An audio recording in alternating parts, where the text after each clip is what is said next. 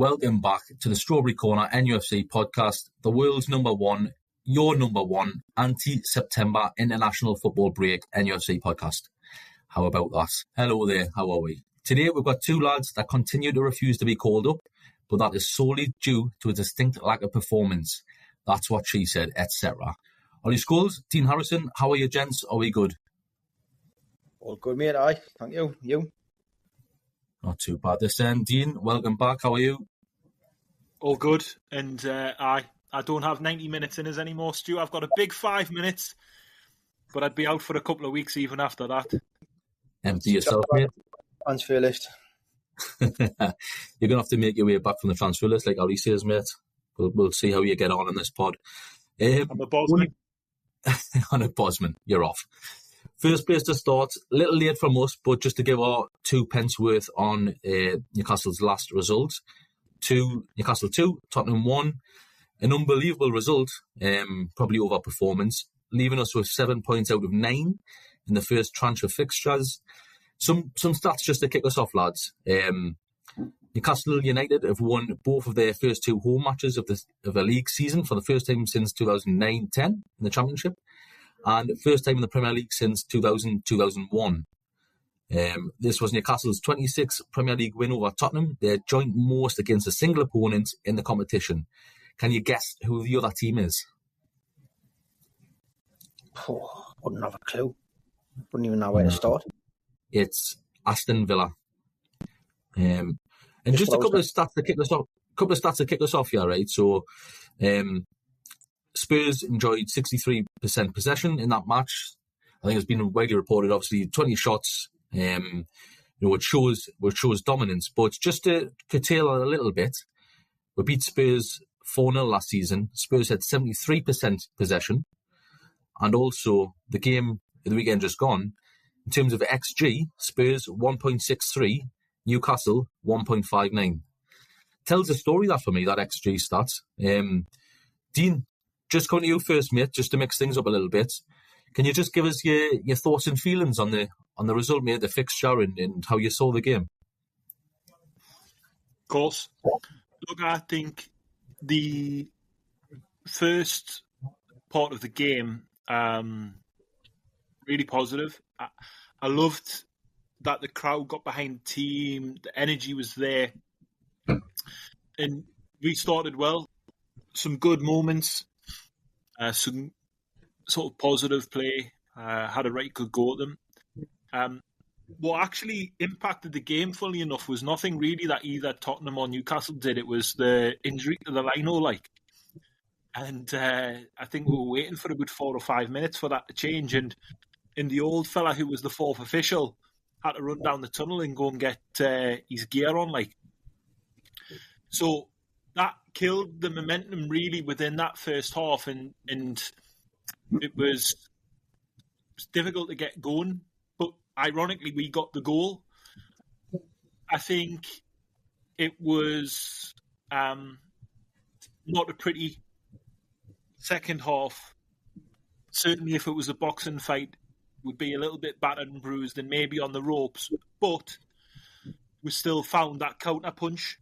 And I think for me, you've touched on it there in the bit introduction with some stats about actually, if we look back in years gone by, this is a really positive start for us. Sitting at the beginning of the season, I said if we can get 6-7 points, that would be a good positive start. Also factor in that we're into the next round of the Cup. But yeah, it wasn't pretty. And I think as supporters, we need to think about, do we want it to look great or do we want points on the board? And I'm sure, if we consider the grand scheme of things, we're into the early stages of the season, we're going to perform better. And I think if we've came out with 7 points based on these performances so far, when we're not firing on all cylinders, I think the future kind of looks bright. We've got players to still come back into the team. And also the big one for us is the transfer window's closed. So, look, initially after the game, a little bit frustrated, but still pleased with the 3 points. I think the only thing as well to add into the stats, and me and Ollie chewed the fat on this in the chat as well at the time. I mean, Spurs did have an awful lot of chances, but actually there weren't necessarily huge, clear-cut chances. I thought we defended superbly and against you. Sorry, I'm going on a bit, but if I go back to one of the things that I asked for this season, it was for to improve defensively.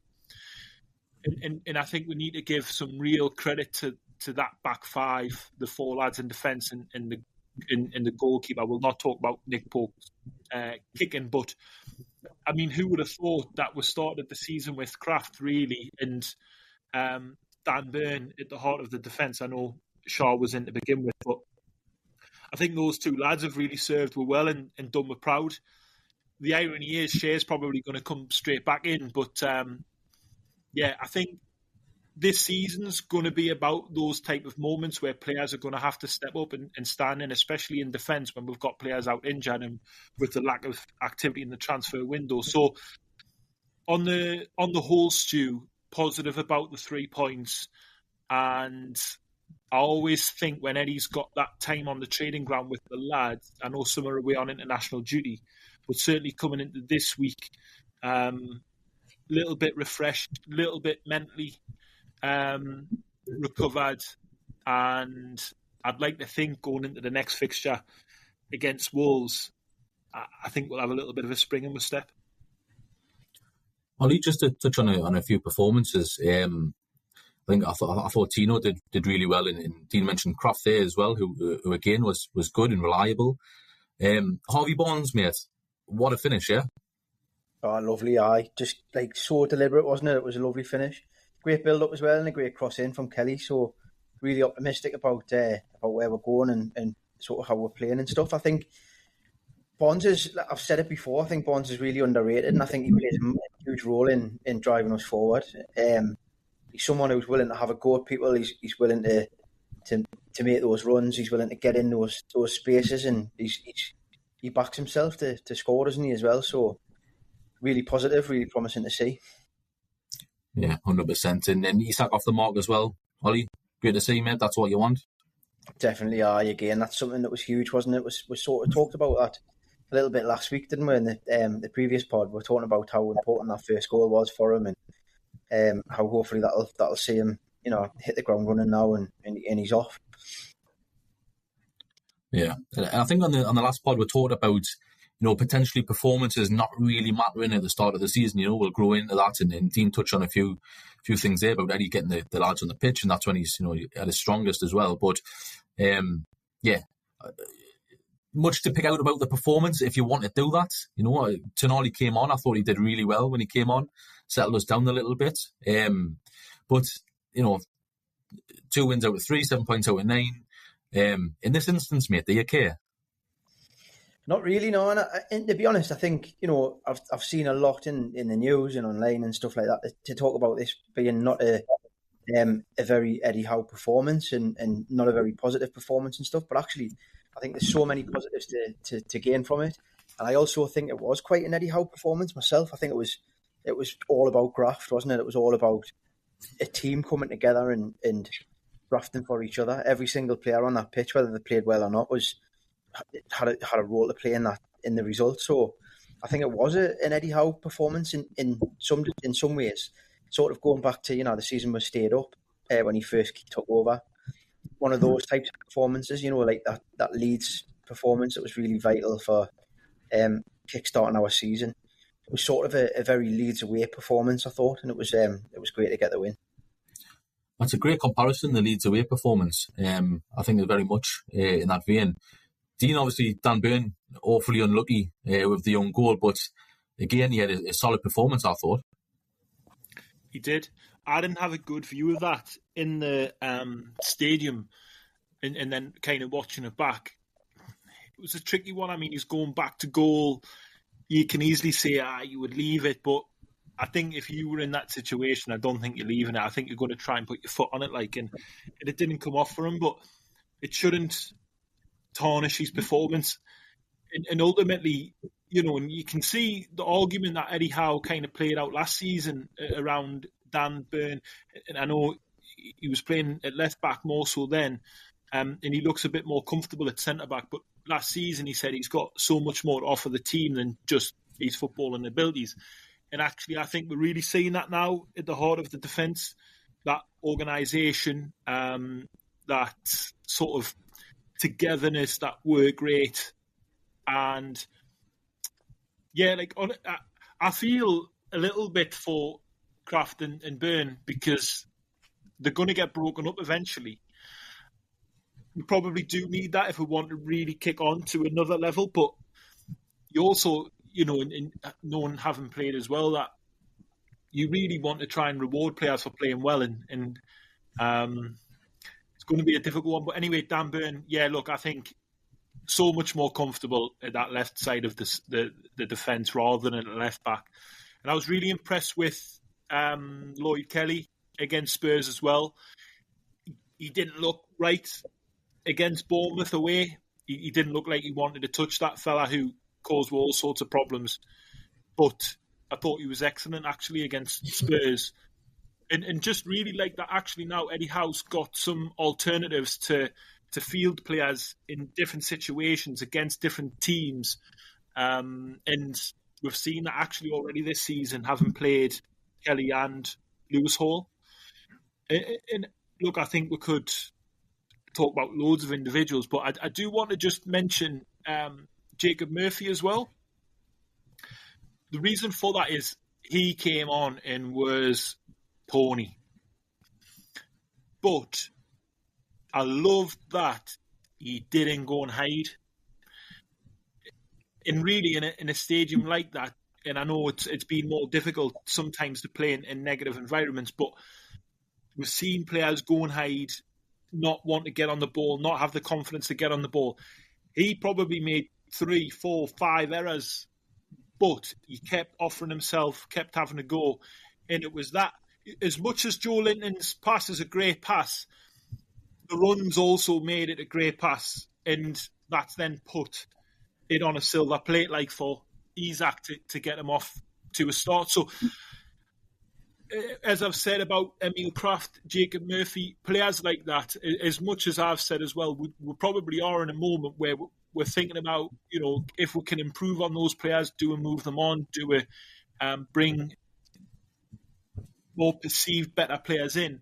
But actually, whilst those players are still here, you can see that they still have a lot to offer. And what they won't ever do is come up short with the kind of commitment, the work rate, the effort. And we, again, have to be careful about what we wish for as supporters, in the sense of we've always tried to say and play this into the media as well when we've had criticism that we kind of just want a team that tries. Well, players like Jacob Murphy and Emil Kraft did that. And I think for as much as we can wax lyrical about Bruno, Joelinton, Tonali, Isak and Gordon and so on, I do think those fringe players are going to be really important for this season. Definitely, and it's great that you've got those players there to come in when we've got injuries, and feel confident that they're going to make a difference and that they're going to put in a performance like that. I think just to echo what you were saying about Murphy as well, I think when he came on, it was very much a case of, certainly in the crowd, there was the feeling that this is not the game. This is not a game for Jacob Murphy. This is the wrong substitution. And then after he'd made those 4 or 5 errors, giving the ball away, that really costly areas as well, and it led to Spurs forming dangerous attacks, I suppose.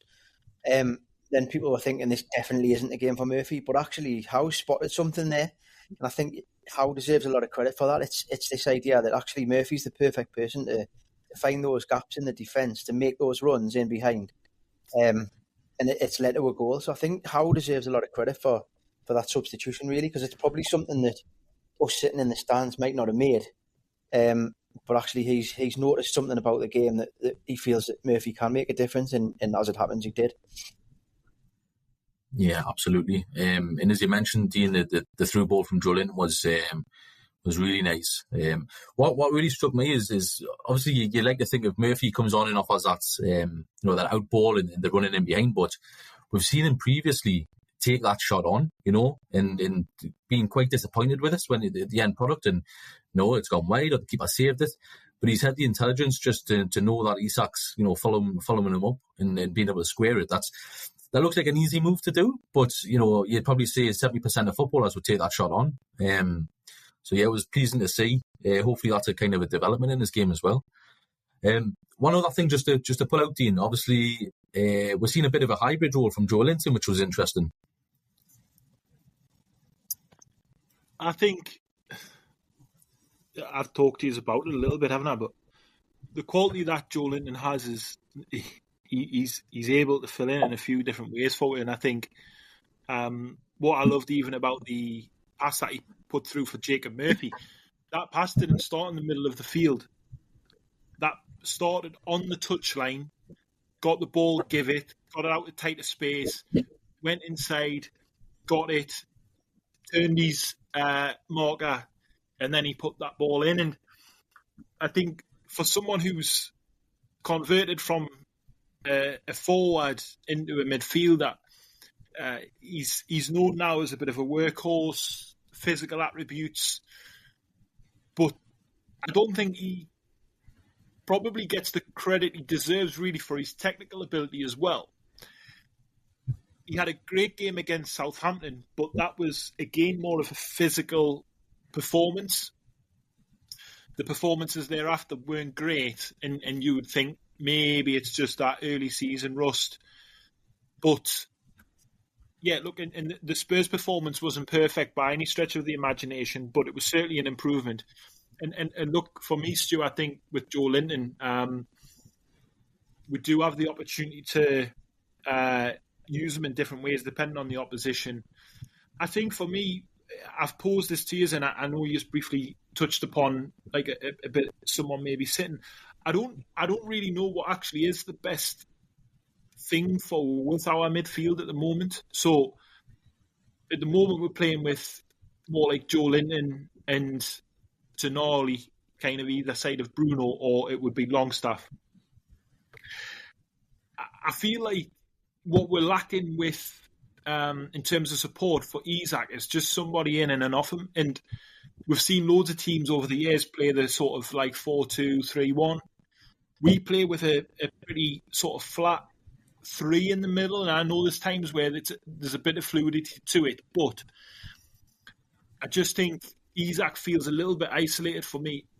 But then I kind of was thinking about it, and I thought, and I know I'm moving on from Joelinton, but with Bruno, I think when we've seen Bruno at best, it's when we've seen him get in and amongst it in the box and get on the end of assists and goals. And I just feel like we're probably playing at the moment, and it is probably to protect we're a little bit, but we're erring on the side of caution a little bit. And I'd love to just see one of those midfielders just get forward a little bit more often.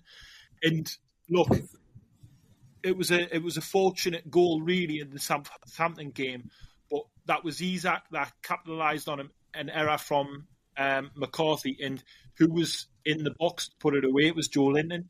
So I just would like to see a midfielder get forward a little bit more, whether that's Joelinton, whether that's Bruno, whoever. But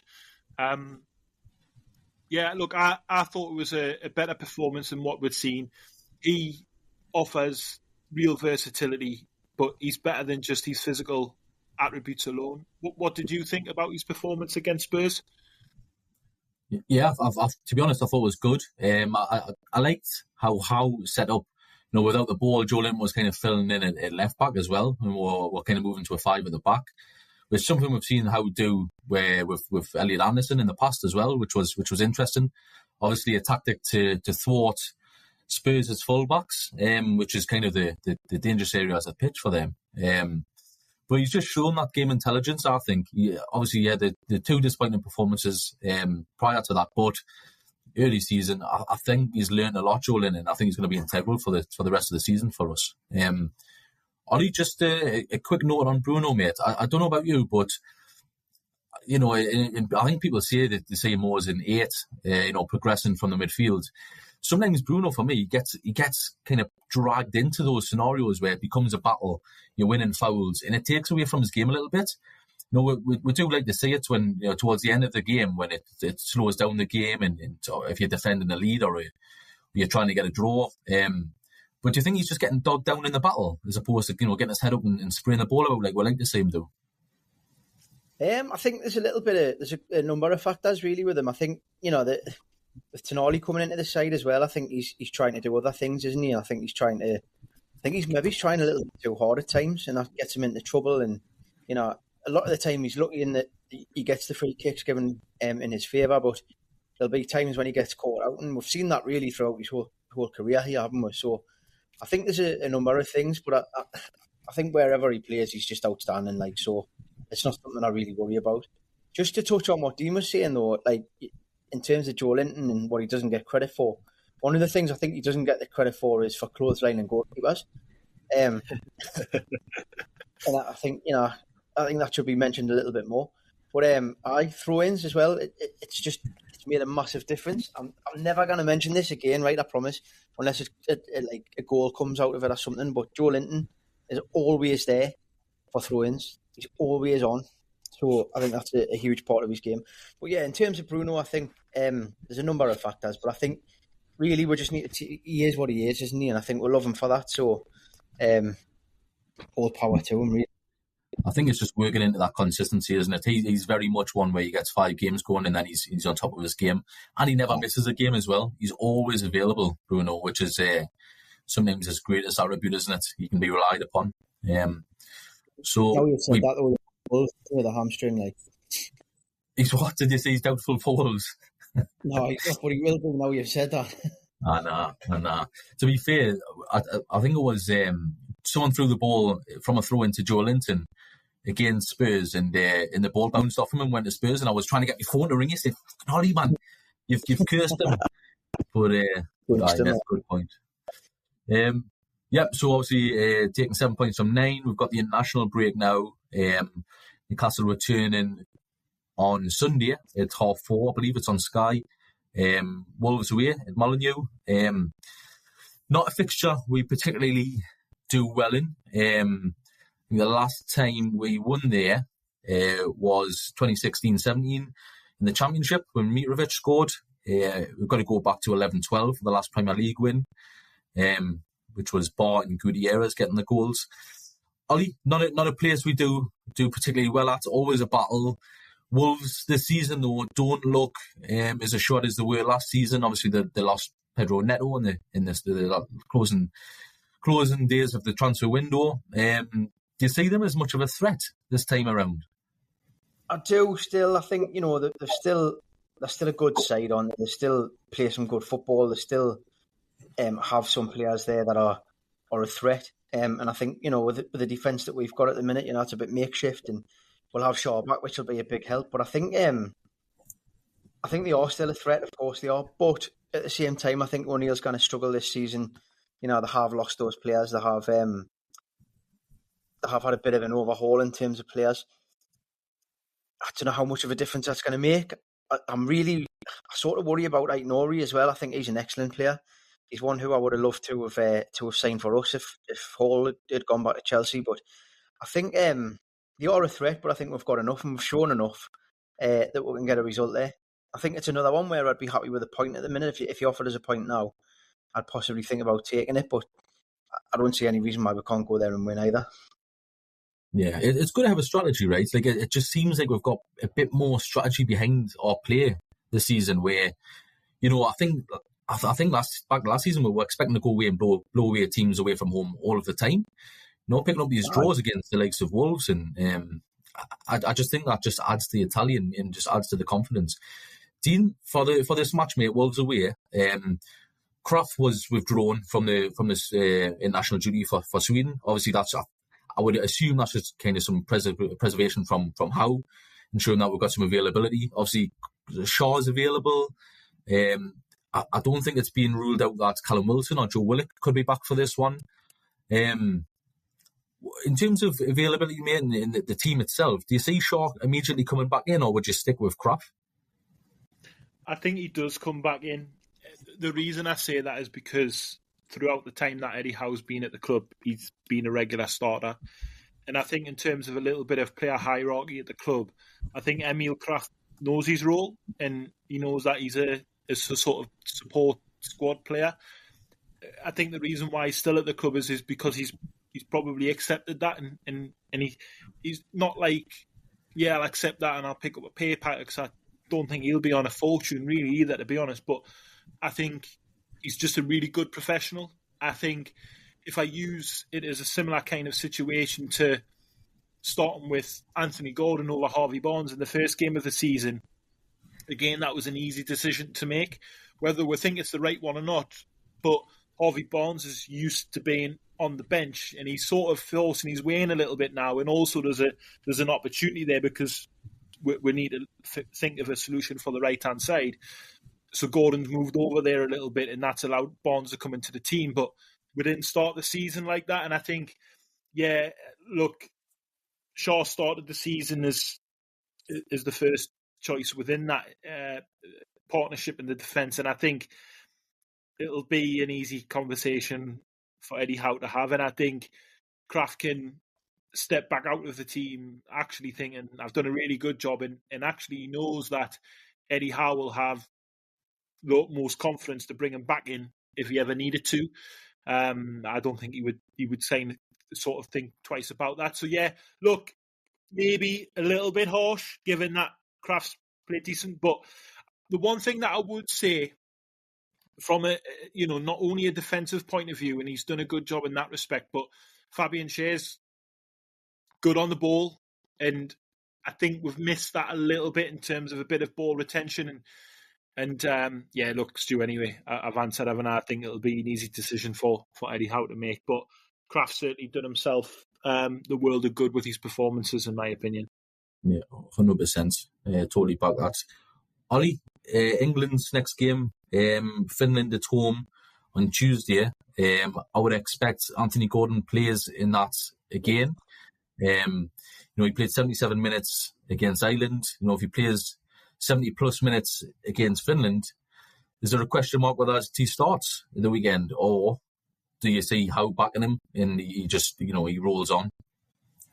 I don't think so. I think it's quite the opposite to me. I think, a really good 90 minutes, a really positive 90 minutes against Ireland, where, excuse me, he's played really well. He's shown some of that form from last season as well, hasn't he? And I think another 60, 70 minutes against Finland will be ideal for him. It'll be great for his confidence. He talked in the pre-match about Carsley, and he talked so highly of him, didn't he? And the confidence that'll give him being picked in the side. And I know there's been a couple of injuries and stuff, and Palmer's been withdrawn, and that might have made it as to whether he's played as many minutes as he has. But he's played those minutes and he's been excellent. Another performance like that against Finland, I genuinely see him coming back and becoming the Gordon of old. It's done him the world of good. He's talked about the Euros, and he hasn't really slagged Southgate off as such, but if you read between the lines of what he's saying, he's really pissed off and disappointed about how that's gone, hasn't he? So I think that's going to be a huge, significant factor. He's got the wind back in his sails again. He's got his confidence up. He's, an assist as such. I know it wasn't really his assist in the end, was it? But for the first goal, I think he's just got a bit of wind in his sails, and he had that smile back on his face. And his interview was really good as well. So I think he's going to come back with a renewed self-confidence, a little bit of belief in himself again, and a little bit of swagger.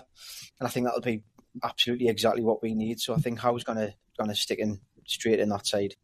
And I think he'll probably come to Barnes on the left, although with it being away from home, he might mix that about a little bit, but I would expect Gordon to start. I'm glad you mentioned the comments, because I found them really interesting, and it just lends to his character, doesn't it, and how ambitious he is, and the confidence he had in himself at the end of the season. Refreshing, Dean, for a player to come out and be disappointed with not playing, and eloquently say those words, as opposed to oh no, it's the manager's decision. It shows you Gordon's intent. It does. I think he showcased himself really well. If we go back to the Gary Neville interview that he does down in Whitley Bay, he surprised a lot of people, because I think people who haven't probably heard him speak before or really know anything about him, sort of, to use a little bit of a what's the word I'm looking for? Sorry, but I think a stereotype. Sorry, my heat's not working. A bit of a stereotype. I think people thought he was a little bit of a Scouse Scully, like, and he came across so well in that Gary Neville interview. So I'm not surprised that he's come across well again. I think in that interview with Gary Neville, I'm sure if I remember rightly, he spoke about wanting to be the best player in the Premier League also. He's not short of belief in himself, and I think he works really hard away from the spotlight to try and achieve those goals. We can see now why we paid such a big fee for him, and I think he will get better. And to touch on what Ollie mentioned around confidence, I think he is a player that wants to feel loved a little bit, and that was quite heartening to hear the supporters getting behind him in the stadium in the Spurs game, and and he'll thrive on that, and also just that little bit of love from England now, and Lee Carsley's kind of made some bold decisions there to do things a little bit differently, and fortunately for us, and fortunately for Anthony Gordon, he and we have benefited from that. So I think he will have a spring in his step. I think it's also probably great. I mean, you would have seen the clip where Anthony Gordon and Pope kind of came into the squad together, and obviously we've got Tino there as well. And I think just having a few faces around there that recognise each other from, day in, day out kind of activity, I think will be great for them as well. And hopefully that positivity will come back into the squad, not only from the England boys, but from the other international players also. Yeah, for sure. So we're expecting Shaw to come back in for Kraft. We expect Gordon to retain his place. Question mark at right back. Do you think Tino just retains? I think in the last game we kind of expected Trippier to come in, but for me, Tino was man of the match against Spurs. He hasn't got any minutes for England yet, but assuming he's not, he starts the next game, right? I think, he starts in the Wolves game for me. I think it's quite clear that he's the first choice right back now, and we've all got our opinions on whether he should be or whether he's ready for it or how good he is compared to Trippier. But I think in Howe's mind, he is that first choice right back. So I think he starts. I would love to see him play some part against Finland as well. I think that'll make a big difference. Give him a little bit more game time, and exciting to see. But I think he's going to start Livramento. I agree, and I think if we look back to the Bournemouth game, I mean, Trippier came on and made such a difference, didn't he? And Tino struggled a little bit in that game, but I mean, pretty much the whole team did. And what I really like, and we'll go back to the substitution, don't we, Ollie, with Eddie Howe's decision on that, and probably see things a little bit differently to the rest of the crowd, and see something in a way that maybe only he's seeing or only he's thinking about. But certainly then, although Trippier's had a really positive impact, the easy one is to stick with him in the Spurs game. But actually, Tino's verified that decision by having a superb performance against Spurs. And again, to give credit to Howe as well, it shows that actually he's not easily influenced, and he's prepared to make the decisions that he thinks is best, whether they're popular or not. I would say for me, Stu, in truth, the biggest question mark on selection, and I don't know if it's noted down there, I'm sure it is, but it would be, is it going to be Tonali or is it going to be Longstaff? That would be the biggest question mark for me within the team. Yeah, for sure. That next question there, Ollie. Tonali's played a full 90 minutes for Italy against France and performed. He looked unbelievable, a guy that's building up his match fitness. He's shown his qualities when he's played for Newcastle this season. He's head and shoulders above all of the other players there, and just in terms of quality and in football IQ. Big call for Eddie against Wolves, whether it is Tonali or Longstaff. How do you feel where's he going to land? I've got this feeling that it's going to be Longstaff, and I've got this feeling that Howe's thinking it's going to be better to introduce Tonali as a starter in in a home game where there isn't as much pressure, where the other team aren't expected to have the ball as much. So I think Tonali starts on the bench again against Wolves. And then I think he comes in at least for the next game or the game after. I think we need Longstaff's running as well. We're going to need that against Wolves. So I think Tonali probably starts on the bench, although this 90 minutes and then tomorrow or Monday anyway, Italy are playing Israel on this, so I think that'll be another chance for him to get another 90 minutes under his belt. So he's getting there, but we'll have to remember that he has been out for 11 months, or 10 months, sorry. And it takes a long time to get match fitness back. So I think Howe won't rush him. I agree with that. I don't think he should. So I wouldn't expect to see him start against Wolves, but it would be a lovely surprise if he did. These internationals have been kind of the perfect timing for Tonali. He's went ahead 90 minutes for Italy against France, and I would expect him to get 90 minutes against Israel as well, because the likes of Barella, I think, are missing from the squad. So I think the light on midfielders as well at the moment. So I would expect him to get another 90 minutes, which is ideal for Howe, right? Because then maybe he drops to the bench against Wolves. He's just filling up that tank, every so more, and maybe he comes back in for a home game. And that's how he'll probably kickstart the starting 11 again. Just to finish off this Wolves shot, Dean, let's come to you first for a prediction, mate. Since we go to Ollie all the time for our first predictions, what are you thinking? Goal scorer and the score, mate. Let's go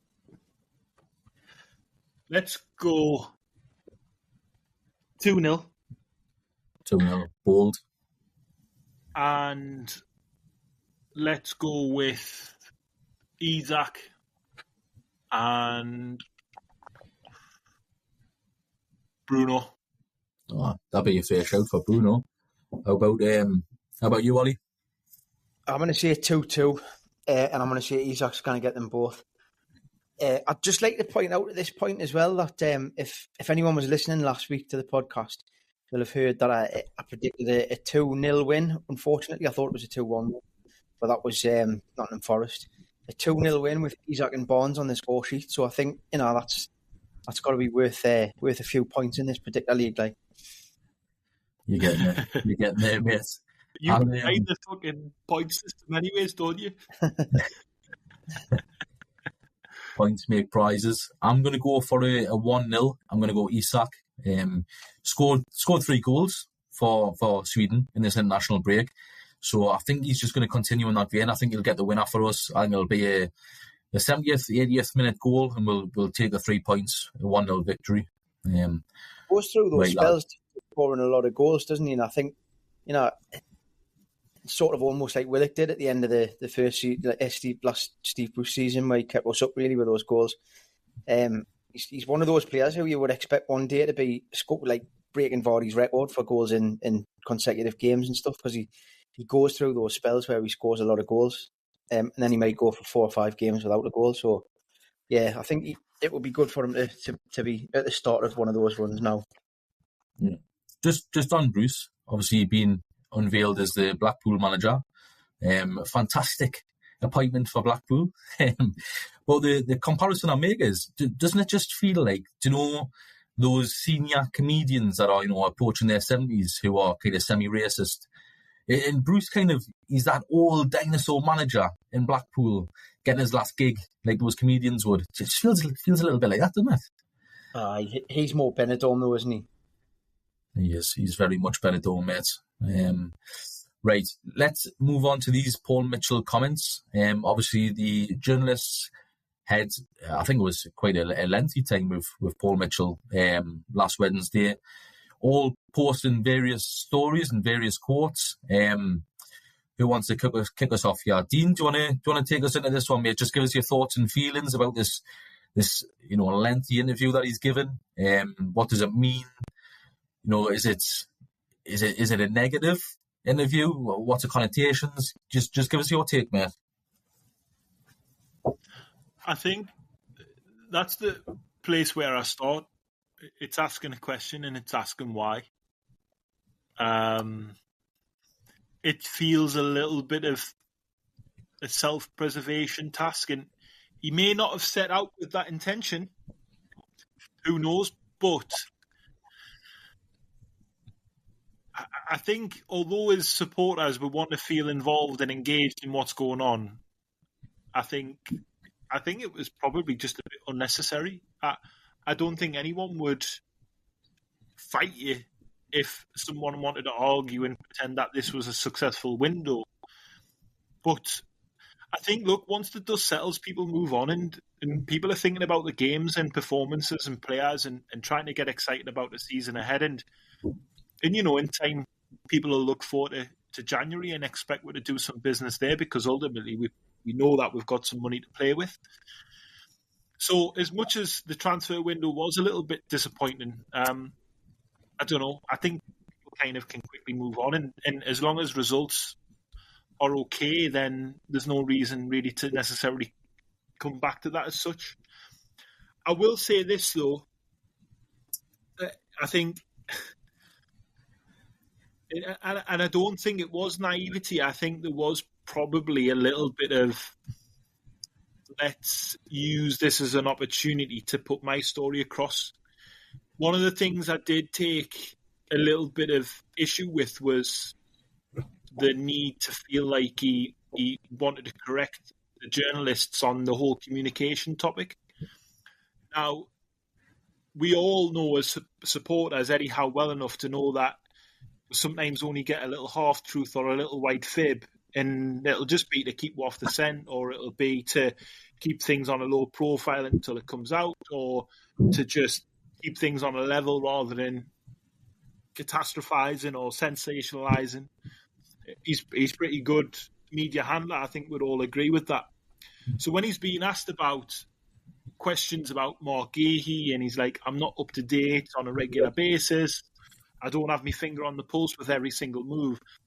What he's really saying is, until we've signed him, there's nothing really else to say. I don't know why Paul Mitchell felt the need to then say, actually, I speak to him every day and I normally speak to him for an hour on the telephone.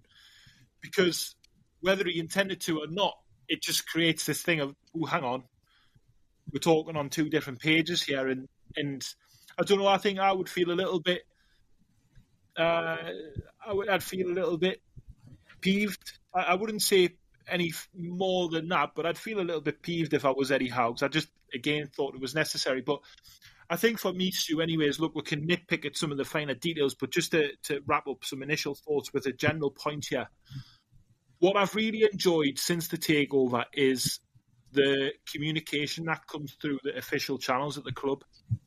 So whether it be a Darren Eales interview or whether it was Murdad and Amanda before that, Eddie Howe, a player, some of the other fun stuff that we see as well, whatever's coming through that official channel, to be honest, that's enough for me because it's fairly regular, even if it's just like the little insights of training and things like that. I think when you start involving the journalists above and beyond the press conferences, I think you get into sticky water.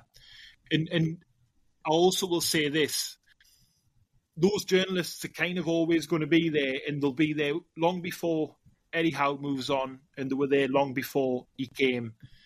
And they've not really ever had a reason for it to turn negative, but let's not pretend that the journalists are friends, really. And I feel like this was a way for Paul Mitchell to kind of say, come and be my friend. And he really needs to be careful what he wishes for, because you can bet your bottom dollar if there's another poor window, the attention's now going to turn to him, because he's basically said, the way we've done it before isn't my cup of tea and we're going to do it my way.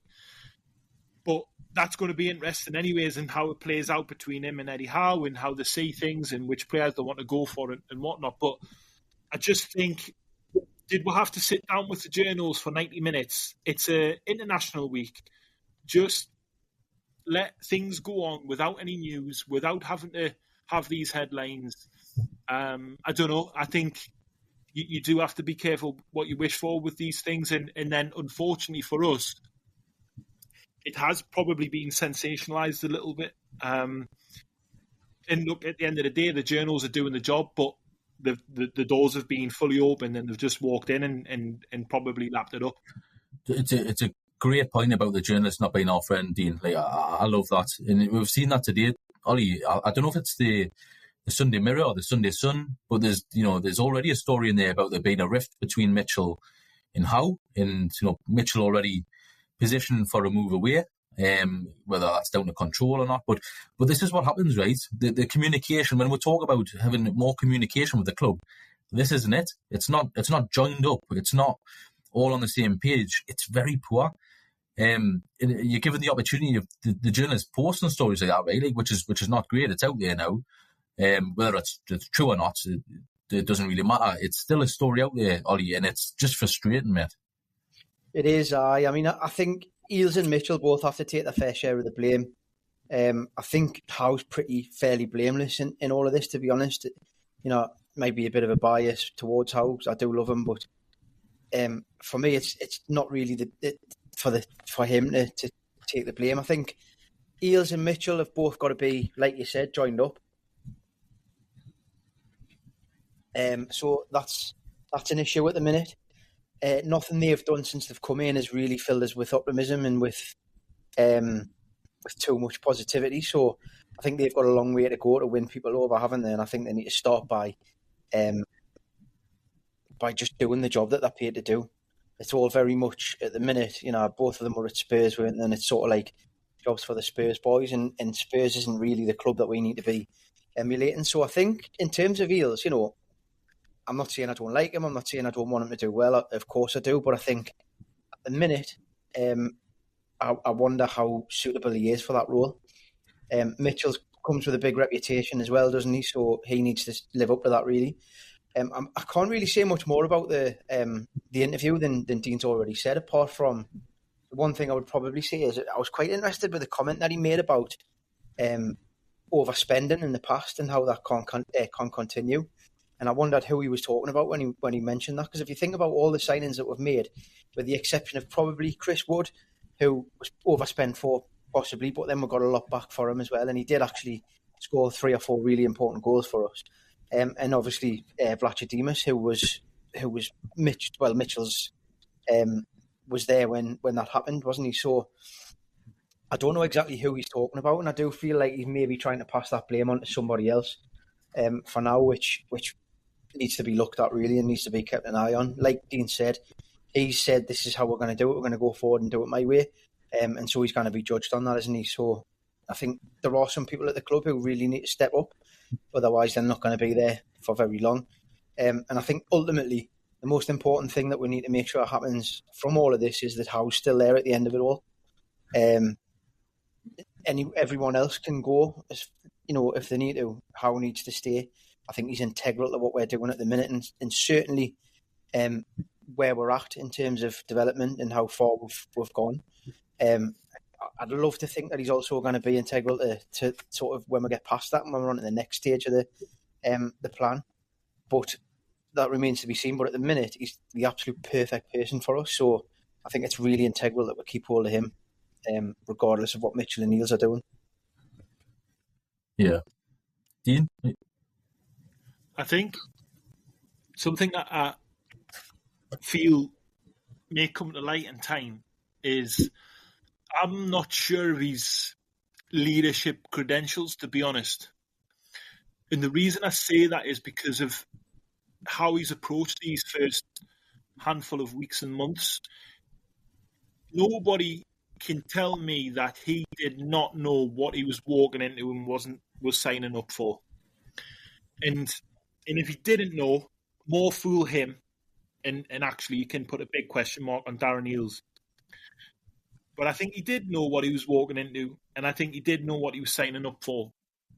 And what I've found fascinating, really, is he's come with this big reputation of being a bit of a recruitment specialist.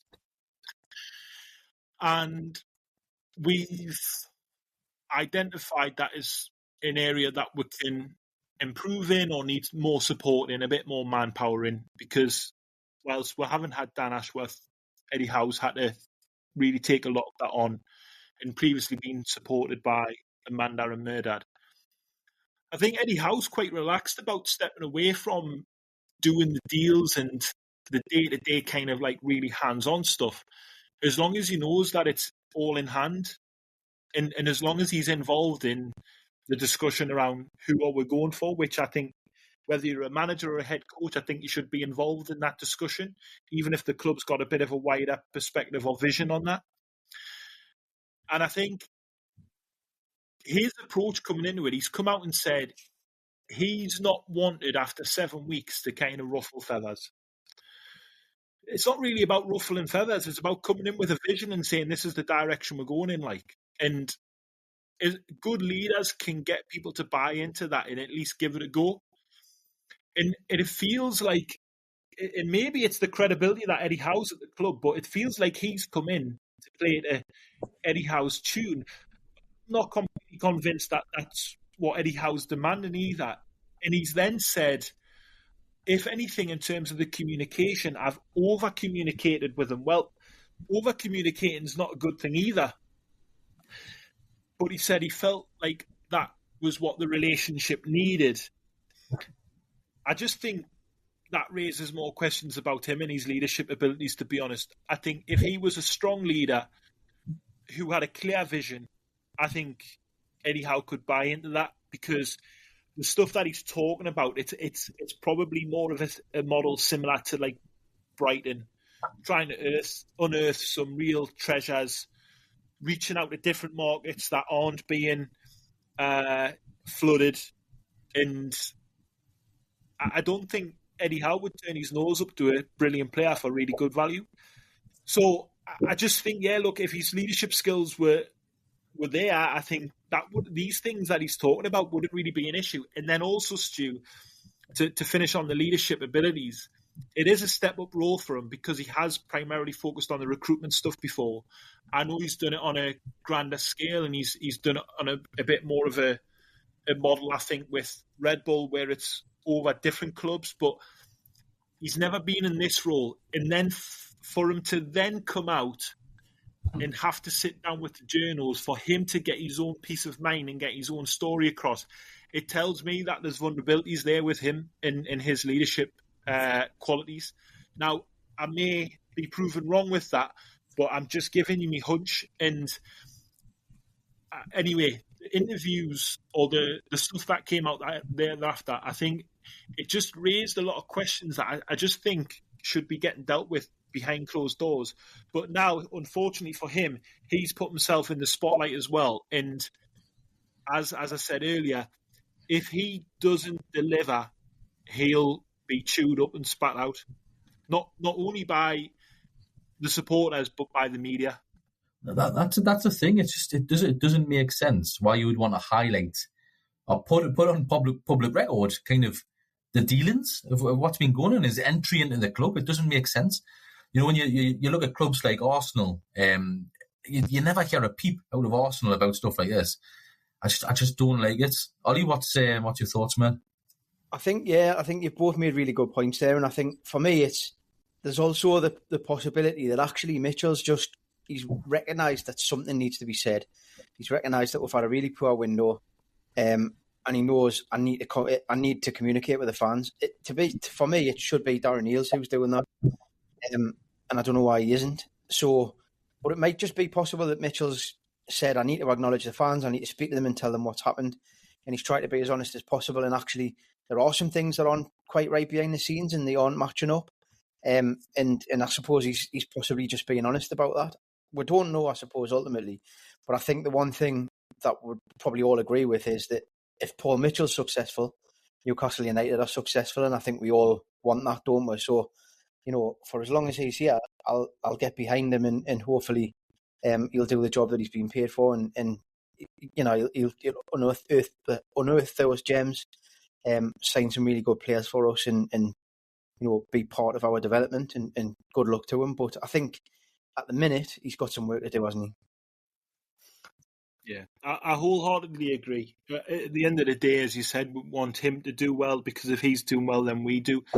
I think in terms of a lesson, and for him to do well in the future. The lesson for me to learn here is I think we're a little bit naive with the Mark Gahey deal. And, if anything, even if Mark Gahey wasn't the player that he wanted to go for, but he supported Eddie as the head coach, and he tried to deliver on that, he didn't deliver on that, and Paul Mitchell was responsible for the negotiation of that deal. I don't think it's necessarily a reflection on his negotiation skills, because he's negotiated plenty of transfers before. But I think there was, and maybe it came from good intentions, as I think you kind of alluded to a little bit there, Ollie, but I think we were naive in as supporters. I think we felt as that time went on, we were getting led down the garden path a little bit. And then again, that's brought some probably unwanted criticism or attention our way, because I think it's easy once the window's closed for everybody to say, yeah, what we were thinking, that deal was never going to go through. But I do think, as much as I like Mark Gahey as a player, I think actually it's really important that we haven't signed him.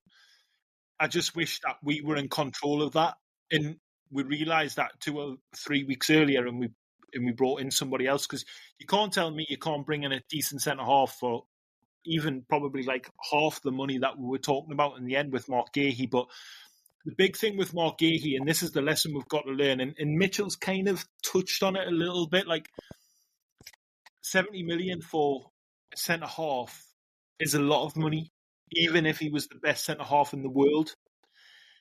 There are some positions that you've got to really go for and improve the team with, but there are a lot of good centre-halves out there, more similar for a fee, like a Botman, for example.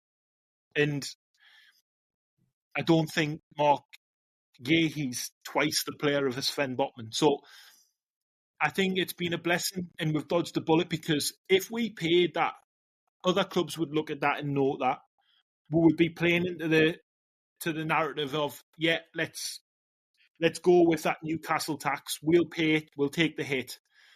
So I think it's important that we're not being perceived to be pushovers or throwing money around like some clubs are, and ultimately it's biting them in the backside, because, we've all talked about the fact that we've got to learn from the PSR thing, and we've unfortunately had to let Minty and Anderson go, and both of them look like they're having fairly positive starts to the season, albeit good money, but that's just not a great model. And I think, we've dodged the bullet, but we were naive to be led down the garden path, and I don't want to see we're in that situation ever again. It's just not a good look.